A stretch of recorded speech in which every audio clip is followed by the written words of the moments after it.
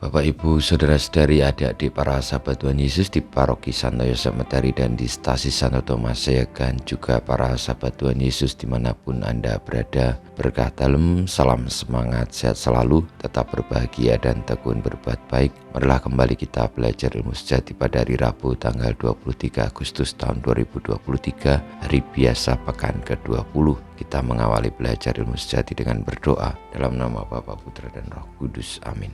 Allah Bapa Maha Pengasih, Engkau selalu baik dan ramah terhadap kami. Cinta kasih-Mu kepada manusia tiada batasnya. Semoga kami selalu penuh rasa syukur atas segalanya itu dan selalu baik serta ramah terhadap sesama. Dengan pengantaran Tuhan kami Yesus Kristus, Putra-Mu yang hidup dan berkuasa bersama Dikau dalam persatuan Roh Kudus, Allah sepanjang segala masa. Amin. Para sahabat Tuhan Yesus terkasih, kita akan belajar ilmu sejati dari Injil Yesus Kristus menurut Matius bab 20 ayat 1 sampai dengan 16a. Sekali peristiwa Yesus mengemukakan perumpamaan berikut kepada murid-muridnya. Hal kerajaan surga sama seperti seorang tuan rumah yang pagi-pagi benar keluar mencari pekerja-pekerja untuk kebun anggurnya. Setelah ia sepakat dengan pekerja-pekerja itu mengenai upah sedinar sehari, ia menyuruh mereka ke kebun anggurnya. Kira-kira pukul 9 pagi ia keluar pula dan dilihatnya ada lagi orang-orang lain menganggur di pasar. Katanya kepada mereka,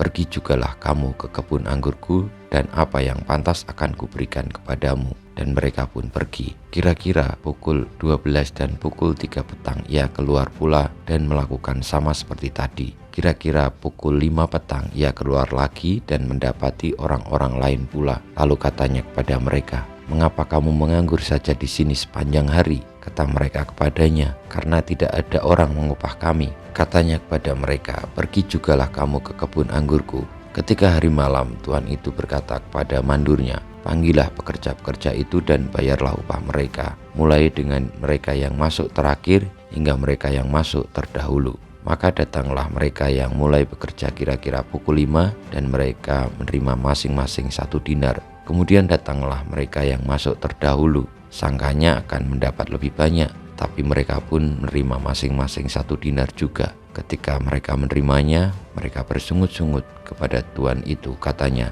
"Mereka yang masuk terakhir ini hanya bekerja 1 jam, dan engkau menyamakan mereka dengan kami yang sehari suntuk bekerja berat dan menanggung panas terik matahari." Tetapi tuan itu menjawab seorang dari mereka, "Saudara, aku tidak berlaku tidak adil terhadap engkau. Bukankah kita telah sepakat sedinar sehari? Ambillah bagianmu dan pergilah. Aku mau memberikan kepada orang yang masuk terakhir ini sama seperti kepadamu. Tidakkah aku bebas mempergunakan milikku menurut kehendak hatiku? Atau iri hatikah engkau karena aku murah hati? Demikianlah orang yang terakhir akan menjadi yang terdahulu, dan yang terdahulu akan menjadi yang terakhir." Saudara-saudari yang terkasih, keadilan Tuhan tidaklah sama dengan apa yang dipikirkan manusia. Maka marilah kita membuka hati akan keadilan Tuhan. Meski demikian, kita bisa memahami keadilan Tuhan itu, yakni kemurahan hatinya, bahwa Ia mencintai setiap orang sama. Kehendaknya adalah agar setiap orang masuk bersamanya dalam kerajaan surga. Maka kita semoga menjadi orang-orang yang bisa memahami keadilan Tuhan, juga dengan menjadi baik, menjadi adil, menjadi semangat taat kepadanya tanpa harus memperhitungkan jasa-jasa yang kita miliki. Kita mohon berkat Tuhan, kemuliaan kepada Bapa dan Putra dan Roh Kudus, seperti pada permulaan, sekarang, selalu, dan panjang segala abad. Amin. Ya Yesus, jadikanlah hati kami seperti hati-Mu. Tuhan bersama-Mu dan bersama Roh-Mu, kita semua, hidup kita, perjuangan kita untuk memiliki hati yang baik dan adil sebagaimana Tuhan yang juga telah lebih dahulu baik dan adil kepada kita, senantiasa dibimbing, dilindungi, diberkati oleh Allah yang Maha Kuasa, Bapa, Putra, dan Roh